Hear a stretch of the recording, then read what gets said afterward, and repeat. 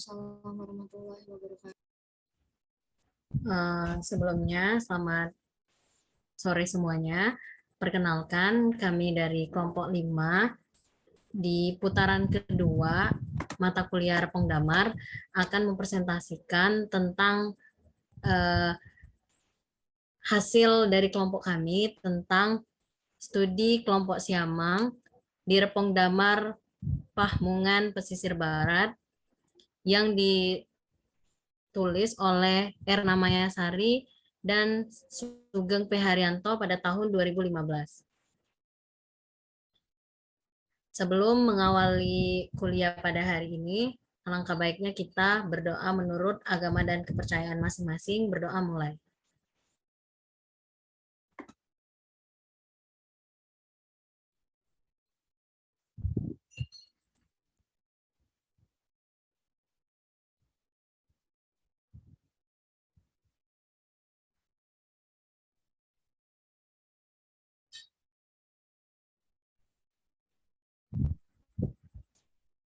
Berdoa selesai. Mungkin bisa ke slide selanjutnya.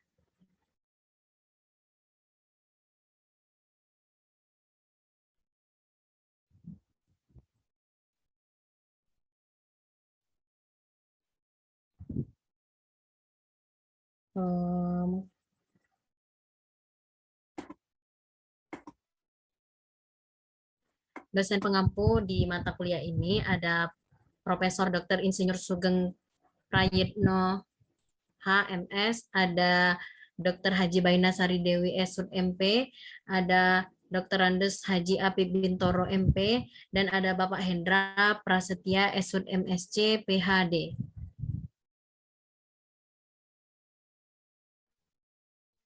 Kelompok kami terdiri dari 5 anggota.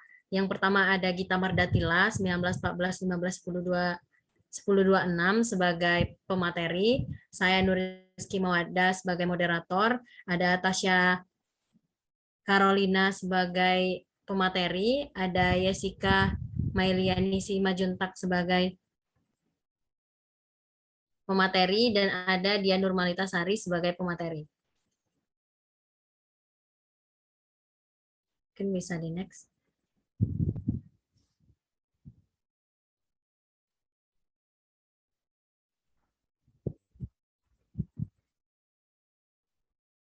Pokok bahasan yang akan kami bahas pada pertemuan hari ini, yang pertama ada pendahuluan, yang kedua ada metode penelitian, yang ketiga ada hasil dan pembahasan, yang terakhir ada kesimpulan.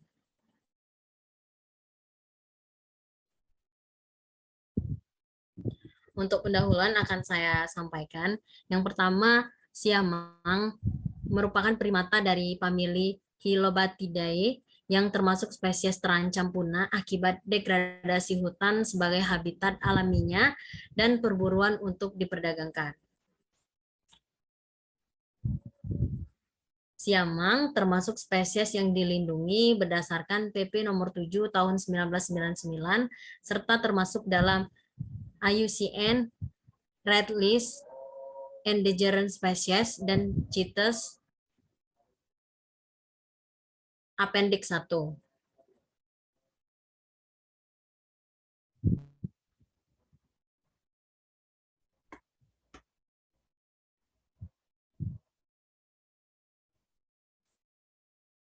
Area Repong Damar yang berada di Pekon Pahmongan, Kabupaten Pesisir Barat, merupakan penyangga dari Taman Nasional Bukit Barisan Selatan atau TNBBS. Nah, areal ini teridentifikasi sebagai komponen habitat siamang.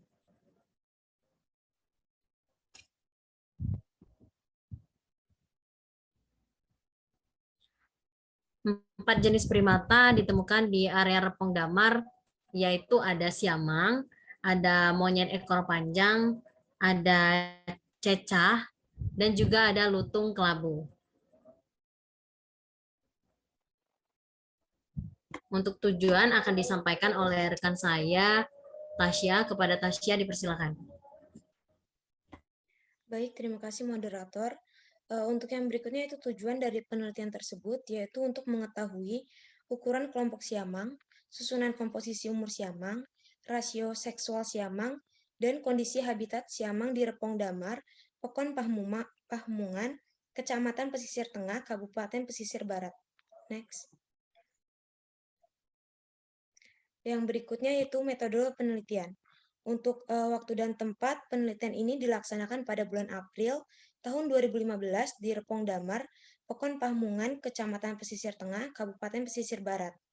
Untuk alat dan bahan yaitu berupa GPS, kamera digital, binokular, jam tangan digital, alat tulis, laptop, dan lembar data atau lembar kerja.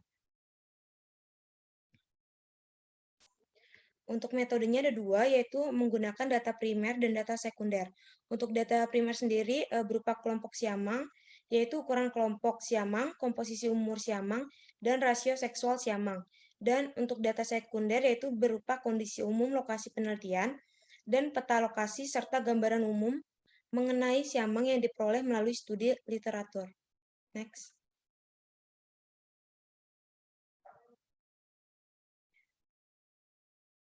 Lalu yang berikutnya itu hasil dan pembahasan. Repong Damar Pahmungan sebagai habitat siamang. Repong Damar merupakan istilah yang digunakan masyarakat lokal dalam menyebut kebun damar. Areal Repong Damar yang terletak di Pekon Pahmungan merupakan salah satu contoh pengelolaan lahan hutan yang perlu mendapatkan perhatian. Repong Damar tidak hanya terdiri dari damar saja, melainkan terdapat jenis tumbuhan lainnya. Kebun-kebun damar dapat dikategorikan sebagai hutan karena memang secara biologi kebun-kebun tersebut adalah hutan itu sendiri, suatu komunitas tumbuhan dan binatang yang kompleks dan juga merupakan suatu proses-proses biologi yang selaras yang dapat berkembang biak dalam jangka panjang dengan dinamikanya sendiri.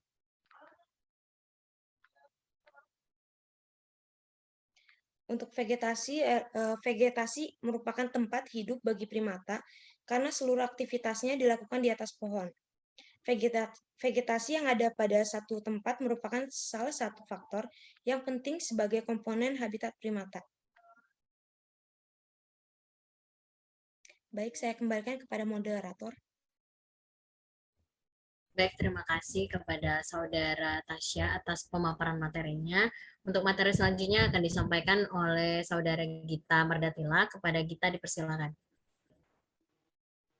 Baik, terima kasih moderator. Selanjutnya yaitu jenis-jenis tumbuhan yang ada di Repong Damar, Pekon Pahmungan cukup beragam, mulai dari strata tajuk tinggi hingga strata tajuk rendah. Hal tersebut dapat dilihat pada tabel 1, yaitu jenis tumbuhan pada vegetasi di Repong Damar, terdiri dari 11 jenis, yaitu durian, jengkol, damar, dukuh, petai, manggis, beringin, cempedak, tupak, binjai, dan tangkil. Next. Selanjutnya yaitu ketersediaan pakan. Ketersediaan pakan sangat penting untuk kebutuhan dari beberapa jenis primata yang hidup di dalamnya. Jadi, apabila habitat tidak lagi memenuhi kebutuhan hidup primata, maka primata tersebut akan pindah ke tempat lain. Habitat primata dapat diukur dari beberapa parameter vegetasi yang berada di sekitar pohon tidur atau areal yang berpotensi atau tersedia pohon tempat tidur.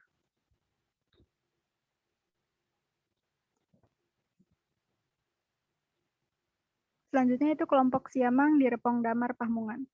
Areal Repong Damar di Pekon Pahmungan merupakan habitat bagi kehidupan satwa liar, salah satunya adalah siamang.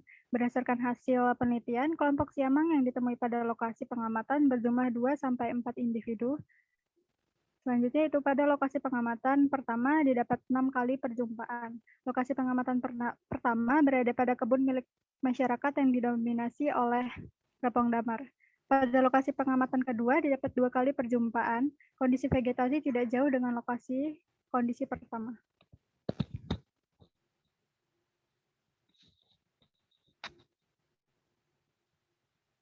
Di lokasi pengamatan ketiga didapat 6 kali perjumpaan. Kondisi lokasi pengamatan ketiga berada pada kebun milik masyarakat, namun vegetasinya lebih rapat dibandingkan dengan lokasi pengamatan pertama dan kedua. Lokasi ini lebih didominasi oleh tanaman dukuh, manggis, dan tapak. Titik ini juga dijadikan salah satu sumber pakan oleh siamang. Pada 4 kali perjumpaan siamang di lokasi pengamatan. Frekuensi perjumpaan yang tertinggi yaitu pada lokasi pengamatan pertama dan lokasi pengamatan ketiga. Komposisi kelompok siamang ditentukan berdasarkan fase pertumbuhan siamang.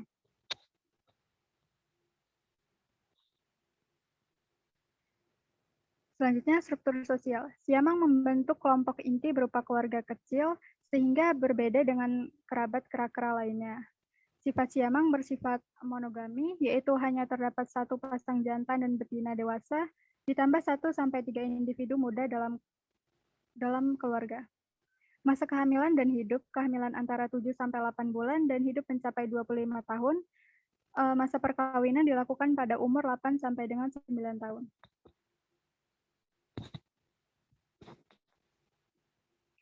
Ukuran kelompok siamang dipengaruhi oleh kondisi lingkungan seperti kerapatan vegetasi, topografi, iklim atau cuaca, ketersediaan jumlah pakan, dan keberadaan predator atau kompetitor. Faktor lainnya yang mempengaruhi jumlah individu dalam kelompok siamang juga adalah sumber daya pakan dan lingkungan yang memungkinkan untuk memelihara anak dengan baik.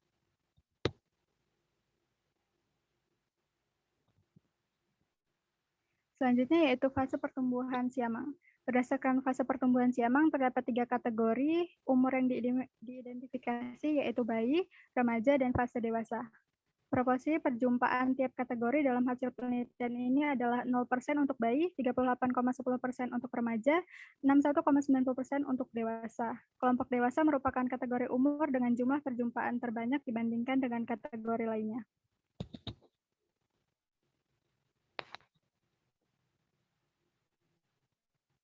Berdasarkan hasil pengamatan, perbandingan individu jantan dengan betina adalah 1:1, kemudian tidak ditemukan siamang dengan kategori umur bayi. Saya kembalikan kepada moderator.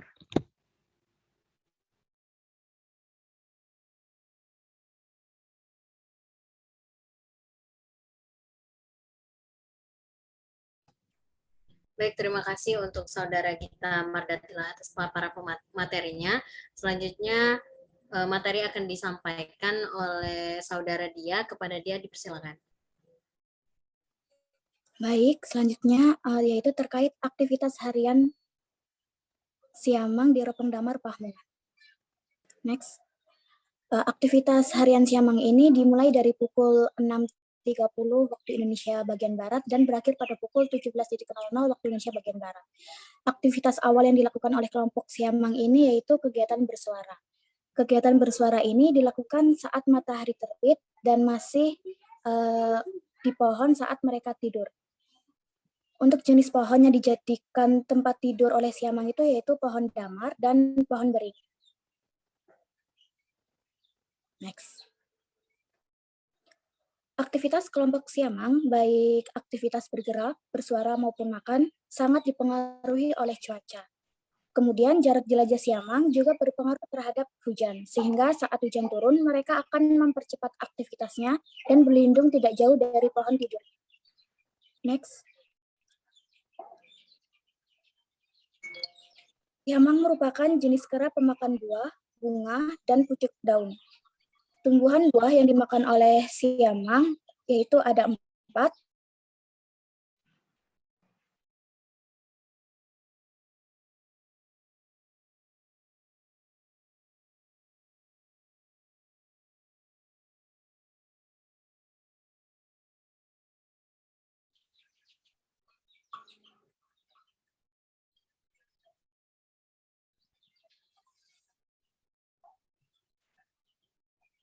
Next.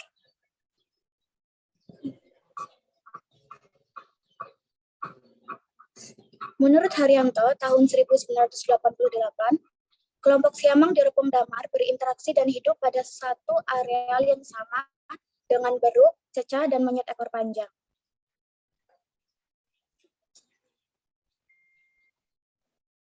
Tingkah laku sosial siamang dibedakan menjadi 4.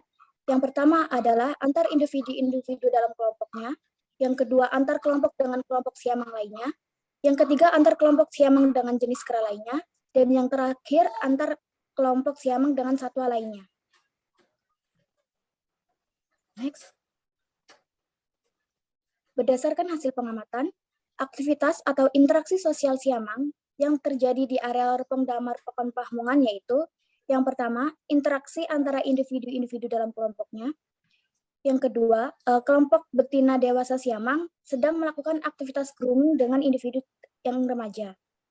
Lalu interaksi antara siamang dengan jenis kera lainnya ditunjukkan dari penggunaan areal yang sama oleh siamang, cecah, dan monyet ekor panjang untuk mencari makan. Keberadaan satwa lain di areal Repong Damar Pamungan. Pada dasarnya, siamang toleran dengan satwa lain. Menurut Bismarck tahun 1984, struktur hutan berpengaruh nyata terhadap satwa liar yang tinggal di dalamnya. Jenis-jenis satwa lain yang dijumpai di areal Repong Damar Pekon Pamungan pada saat pengamatan, yaitu pada bulan April tahun 2015, yaitu 5 spesies primata dan 2 ordo Artiodactyla. Saya kembalikan kepada moderator.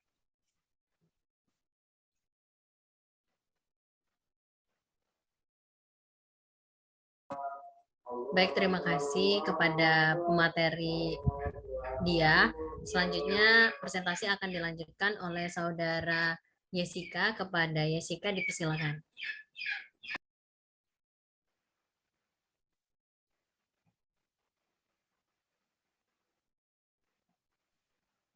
Baik, terima kasih moderator. Di sini saya akan melanjutkan presentasi.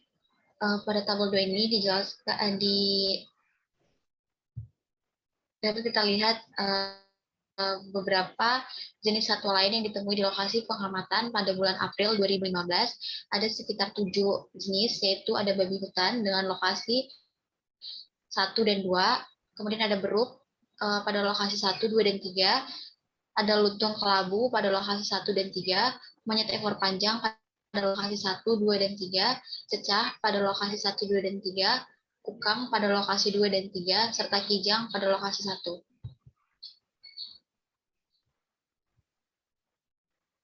Di dalam hutan banyak dijumpai berbagai jenis satwa yang hidup berdampingan, saling berinteraksi satu sama lain, membentuk suatu rantai makanan yang tak terpisahkan. Selanjutnya, persepsi masyarakat terhadap keberadaan populasi siamang di Repong Damar Pamungan. Persepsi masyarakat Pekon Pamungan terhadap populasi siamang dapat dikatakan bahwa sebagian masyarakat paham bahwa siamang merupakan salah satu jenis primata yang dilindungi, dan sebagian tidak memahami bahwa siamang primata yang dilindungi. Siamang mengganggu tanaman masyarakat, dan karena siamang ini menjadikan tanaman masyarakat sebagai sumber pakannya.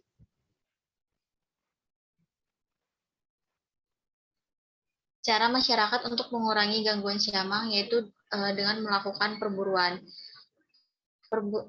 Perburuan itu dilakukan dengan penembakan menggunakan senapan. Namun untuk saat ini hal itu sudah mulai berkurang karena semakin banyaknya penelitian di areal tersebut. Kesimpulan, ukuran kelompok siamang yang terbesar dari seluruh pengamatan berjumlah 4 individu yang terdiri dari 1 individu jantan remaja, 1 individu jantan dewasa, 1 individu betina remaja, dan 1 individu betina dewasa. Proporsi perjumpaan tiap kategori dari hasil penelitian ini adalah 38,10% remaja dan 61,90% dewasa. Berdasarkan jenis kelamin, perbandingan jantan dan betina pada kategori siamang dewasa yaitu 1:1, dan perbandingan jantan dan betina pada kategori siamang remaja yaitu 1:1. Vegetasi di areal tersebut sangat beragam, mulai dari pepohonan hingga tumbuhan bawah.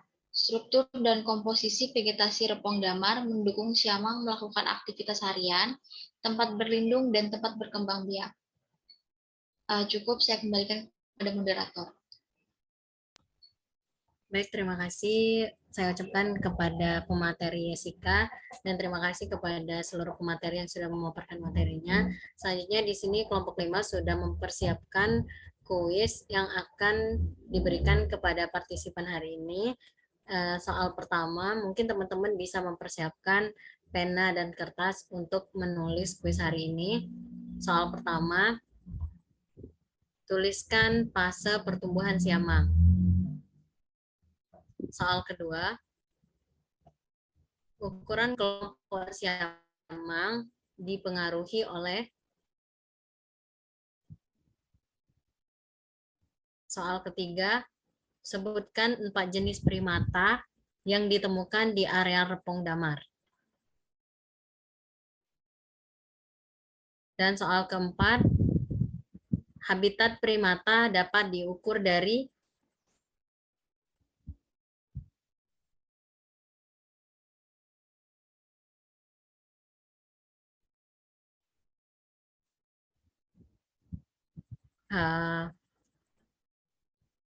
mungkin dari teman-teman jika ada yang ketinggalan bisa di screenshot untuk menuliskan kuis setelah presentasi selesai.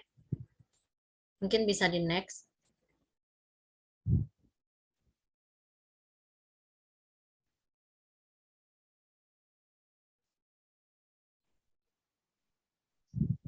Bisa di next. Baik, adik-adik, sudah sampai di posisi kuis ya, kuis dari kelompok 5. Silakan dilaksanakan kuisnya, dan jadwal pengumpulan kuis sampai malam hari ini pukul 23. Ya, dan mohon pertolongan ketua kelompok ya untuk menuliskan hasilnya di WhatsApp group ya, Dek. Dan kepada ketua kelas nanti tolong membantu merekapnya ya. Dan dari presentasi yang telah disampaikan oleh adik-adik semua, ya itu sudah baik ya. Jadi tinggal bersama-sama nanti menjawab pertanyaan dari para penanya ya. Dan Mbak Dewi mempersilahkan kepada moderator untuk membuka sesi tanya jawabnya. Terima kasih. Silakan dilanjut, Dek. Baik, terima kasih Mbak Dewi atas saran serta masukannya. Di sini saya akan melanjutkan sesi tanya jawab. Sesi tanya jawab ini terdiri dari 2 sesi. Sesi pertama terdiri dari 3 soal dan sesi kedua terdiri dari 3 pertanyaan. Langsung saja untuk sesi pertama saya buka. Apakah dari teman-teman ada yang ingin bertanya? Dipersilakan untuk raise hand atau langsung membuka mikrofonnya. Yang pertama ada Saudara Pio. Kepada Saudara Pio Deka dipersilakan untuk mengajukan pertanyaannya. Baik, terima kasih kepada moderator. Saya izin bertanya. Bisa tolong jelasin nggak bagaimana tingkah laku sosial yang terjadi dalam kehidupan siamang? Terima kasih. Baik, terima kasih atas pertanyaannya. Selanjutnya ada penanya kedua, yaitu Saudara Nadila Metaria. Kepada Saudara Nadila Metaria, dipersilakan. Baik, terima kasih moderator. Berdasarkan materi yang telah dipaparkan tadi, apa yang paling berpengaruh terhadap aktivitas kelompok siamang di Repong Damar? Terima kasih.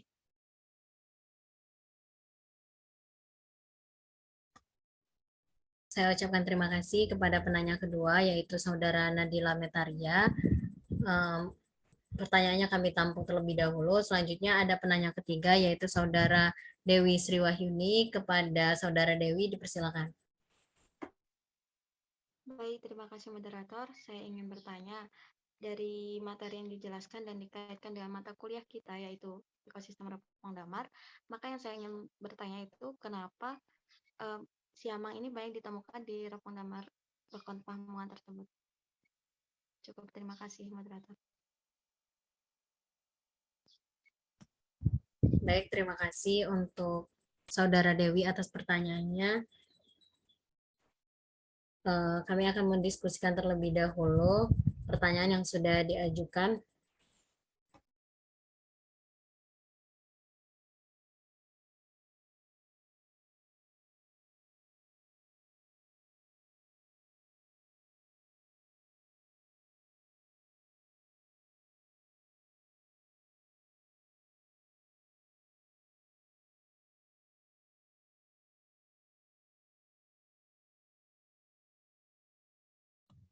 Baik, untuk yang pertama akan dijawab oleh Gita. yang diajukan oleh Saudara Nadila Metaria. Kepada Gita dipersilakan. Baik, terima kasih moderator. Di sini saya akan menjawab pertanyaan dari Nadila, yaitu apa yang paling berpengaruh terhadap aktivitas kelompok siamang. Jadi yang mempengaruhi aktivitas kelompok siamang di Repong Damar ini sangat dipengaruhi oleh cuaca, baik aktivitas bergerak, suara, maupun makan. Ketika hujan, siamang lebih memilih untuk berteduh di dahan pohon dengan ketinggian di atas 30 meter. Kemudian ketika pagi turun hujan, maka suara siamang ini tidak terdengar sama sekali. Terima kasih.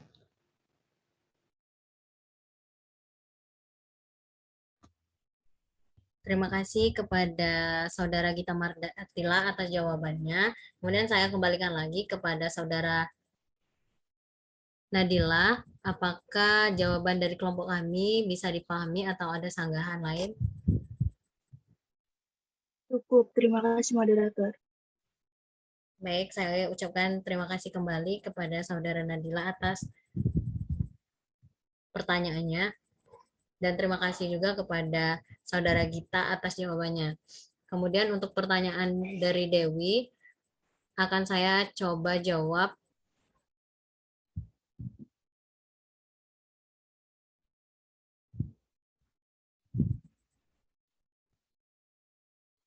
Tadi pertanyaannya, mengapa siamang banyak ditemukan di Repong Damar, di Pekon Pahmungan ya. Jadi karena struktur dan komposisi vegetasi di Repong Damar mendukung jenis primata melakukan aktivitas harian, tempat berlindung, dan tempat berkembang biak. Nah, saat pengamatan yang dilakukan oleh Pak Sugeng ini bertepatan dengan musim panen buah-buahan. Di antaranya itu ada buah durian, manggis, cempedak, dan duku, sehingga persediaan pakan berlimpah. Dari hasil penelitian saat cuaca hujan, kelompok siamang biasanya akan bersuara ketika hujan reda dan matahari mulai muncul. Seperti itu. Saya kembalikan lagi kepada Saudara Dewi. Apakah jawaban dari kelompok kami bisa diterima? Iya, sangat jelas. Terima kasih. Baik, terima kasih kepada Dewi Sriwahyuni.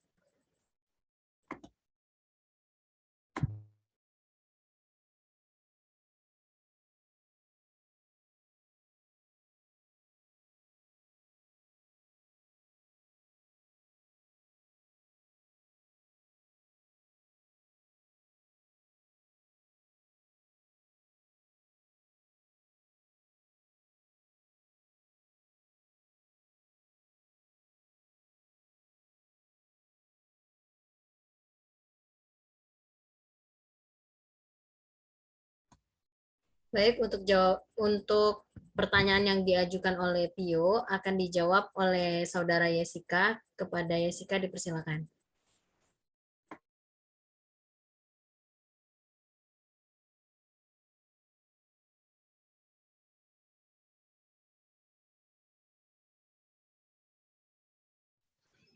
Baik, terima kasih moderator. Saya akan menjawab pertanyaan dari Saudari Vio.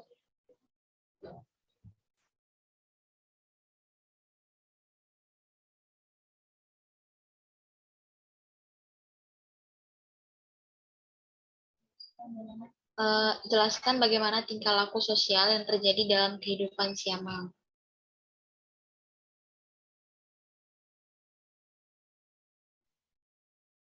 Jadi, tingkah laku sosial yang terjadi dalam kehidupan siamang dapat dikelompokkan menjadi 4 bagian, yaitu antar individu, individu dalam kelompoknya, antar kelompok dengan kelompok siamang lainnya, antar kelompok siamang dengan jenis kera lainnya, dan antar kelompok siamang dengan satwa lainnya.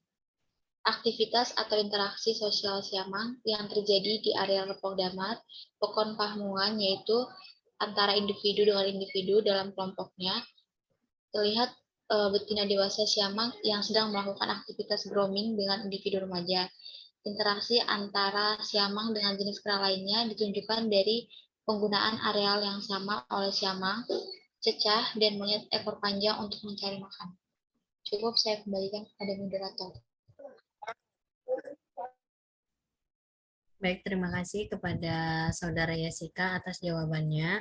Kemudian saya kembalikan lagi kepada penanya, apakah jawaban dari kelompok kami bisa diterima? Bisa, moderator. Terima kasih. Baik, terima kasih Pio. Selanjutnya kami akan berlanjut pada sesi kedua di presentasi kami kali ini, yang juga terdiri dari 3 pertanyaan. Bagi teman-teman yang ingin bertanya pada sesi kedua, dipersilakan. Baik, sudah ada 3 teman partisipan yang raise hand. Yang pertama ada Saudara Nabila Afrilia. Kepada Saudara Nabila dipersilakan. Baik, terima kasih moderator. Jadi saya ingin bertanya, ada nggak sih faktor penting komponen habitat primata?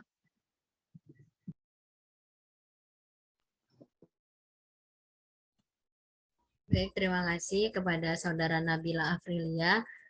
Kami akan menampung terlebih dahulu pertanyaannya. Untuk penanya kedua, di sini ada Saudara Adelia Anggraini. Kepada Saudara Adelia dipersilakan. Baik, terima kasih kepada moderator. Di sini saya akan bertanya mengenai habitat primata tersebut. Nah, apa yang terjadi jika habitat primata tersebut tidak dapat memenuhi kebutuhan? Cukup moderator, terima kasih. Baik, terima kasih kepada Saudara Adelia Anggraini atas pertanyaannya. Selanjutnya ada penanya ketiga, yaitu Saudara Poppy Handayani. Kepada Saudara Poppy dipersilakan untuk mengajukan pertanyaannya. Baik, terima kasih moderator. Izin bertanya kepada kelompok 5. Pertanyaannya yaitu, apa saja sih makanan yang sering dimakan oleh siamang yang ada di areal Repong Damar tersebut? Cukup, terima kasih moderator.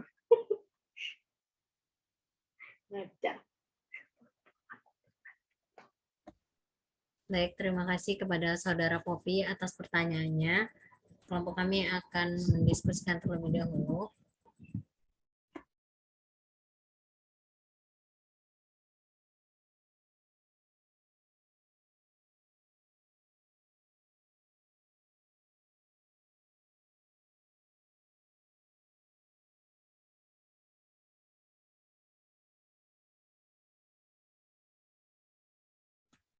Baik, untuk pertanyaan pertama yang diajukan oleh Saudara Nabila akan dijawab oleh Saudara Yesika.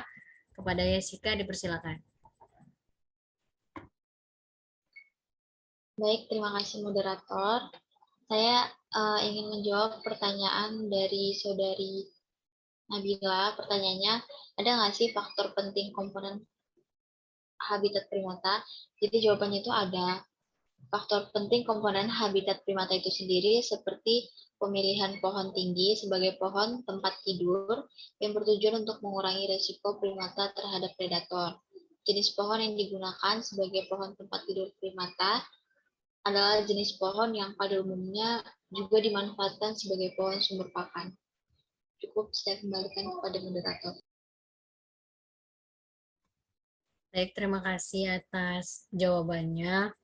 Selanjutnya kami dari kelompok 5 akan mengembalikan lagi kepada penanya, yaitu Saudara Nabila. Apakah jawaban dari kelompok kami sudah cukup memuaskan dan bisa dipahami?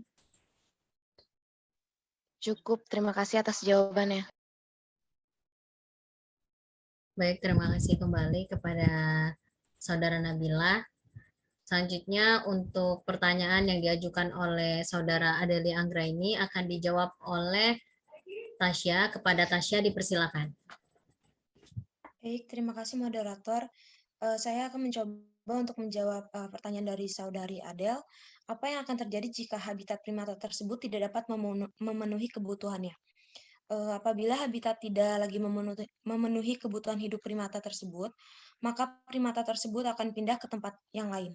Karena kebutuhan tersebut yang berupa ketersediaan pakan, keanekaragaman vegetasi, dan lain-lain. Ketersediaan pakan ini sangat penting untuk kebutuhan dari beberapa jenis primata yang hidup di dalamnya. Juga keanekaragaman vegetasi yang tinggi akan memiliki keanekaragaman hewan yang tinggi. karena setiap jenis hewan tergantung pada sekelompok vegetasi tertentu. Habitat primata dapat diukur dari beberapa parameter vegetasi yang berada di sekitar pohon tidur atau areal yang berpotensi atau tersedia pohon tempat tidur. Saya kembalikan kepada moderator. Baik, terima kasih kepada Saudara Tasya atas jawabannya. Kemudian kami kembalikan lagi kepada Saudara Adelia Anggraini. Apakah jawaban dari kelompok kami sudah cukup memuaskan dan bisa dipahami dengan baik? Sudah cukup, moderator. Sudah cukup. Terima kasih. Baik, saya ucapkan terima kasih kembali kepada Saudara Adelia Anggraini. Selanjutnya untuk pertanyaan ketiga yang diajukan oleh Saudara Poppy akan dijawab oleh rekan kami yaitu Dia Nurmalitasari. Kepada Dia dipersilakan. Baik, terima kasih kepada moderator yang telah memberikan saya kesempatan untuk menjawab pertanyaan dari Saudari Poppy. Jadi, apa aja makanan yang sering dimakan oleh siamang yang ada di area Repong Damar tersebut? Jadi, di area Repong Damar Pahmungan ini, dia memiliki 4 jenis tumbuhan yang buahnya itu dimakan oleh siamang. 4 jenis tumbuhan itu yaitu buah duku, tupak, manggis, dan cempeda. Nah, walaupun siamang ini lebih banyak mengkonsumsi buah, sesekali kelompok siamang ini juga memakan bunga dan pucuk-pucuk daun. Untuk tanaman yang dimakan bunga dan pucuk-pucuk daunnya itu ada petai, jengkol, dan cempeda. Mungkin begitu jawaban saya kembalikan kepada moderator. Baik, terima kasih kepada Saudara Dia Nurmalitasari atas jawabannya. Kemudian kami kembalikan lagi kepada Saudara Poppy. Apakah jawaban dari kelompok kami sudah bisa diterima? Cukup, terima kasih moderator atas jawabannya. Baik, terima kasih untuk Saudara Poppy.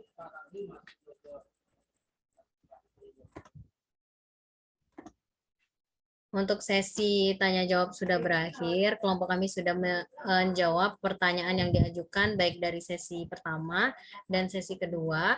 Selanjutnya, presentasi selesai. Sebelum saya akhiri presentasi hari ini, marilah kita berdoa bersama-sama menurut kepercayaannya masing-masing. Berdoa mulai.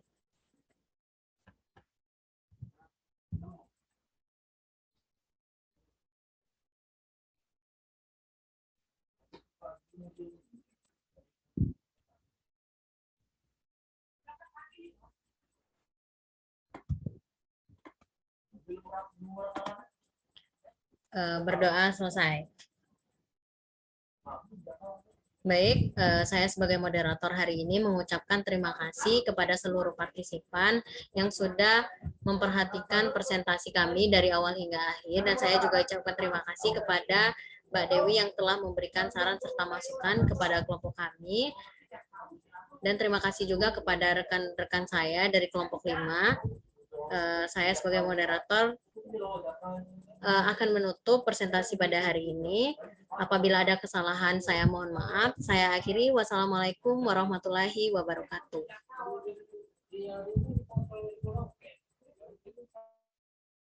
Waalaikumsalam warahmatullahi wabarakatuh.